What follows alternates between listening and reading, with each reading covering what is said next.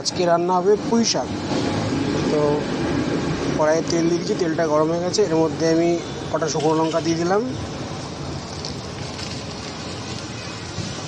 একটু পাঁচ ফোড়ন ও সামান্য পরিমাণ জিরে গোটা।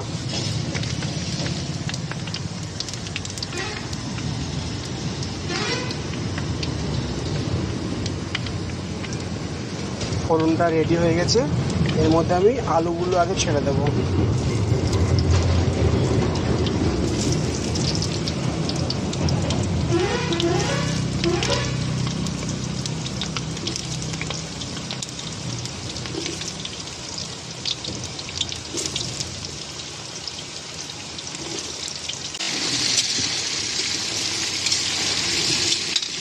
এবার এতে দিয়ে দেবো লঙ্কার গুঁড়ো,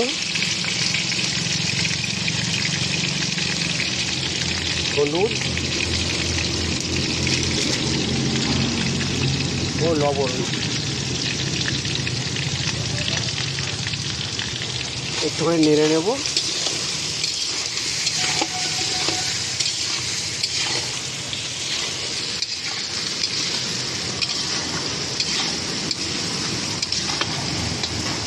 এবার এবার দেবো পুঁই শাক, কুমড়ো, বেগুনটাকে।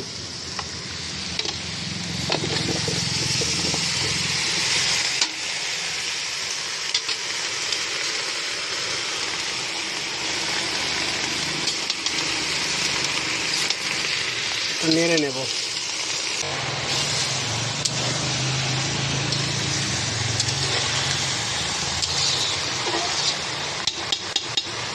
এবার এটাকে কিছুক্ষণের জন্য ঢেকে রাখবো।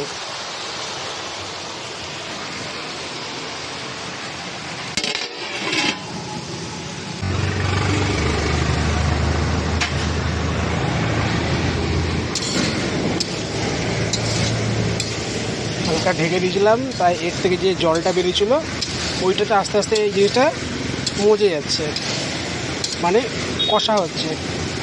এবার একটু নেড়ে দেবো সামান্য, দিয়ে আবার একটু ঢেকে দেবো। জিনিসটা কষা হবে এবং সেদ্ধ হয়ে যাবে।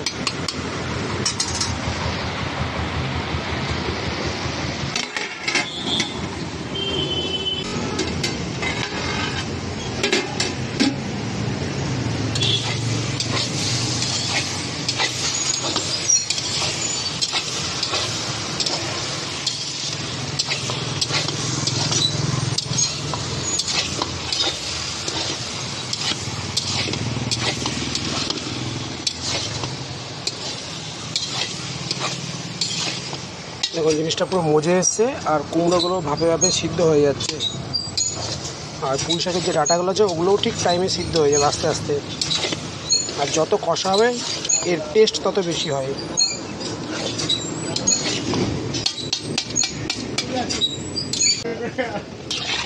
এটা হয়ে গেছে, এবার এটাকে নামিয়ে নেব। রান্না করেছি পুঁই শাক, এদিকে পটলের সবজি, আলু ভাজা, লাল শাক, মাছের ঝোল, ডিম ও চিকেন, আর মাটনটা রেডি হচ্ছে। আর এখানে ভাজছি বেগুনি, আর পাঁপড়টা ভেজে নেব।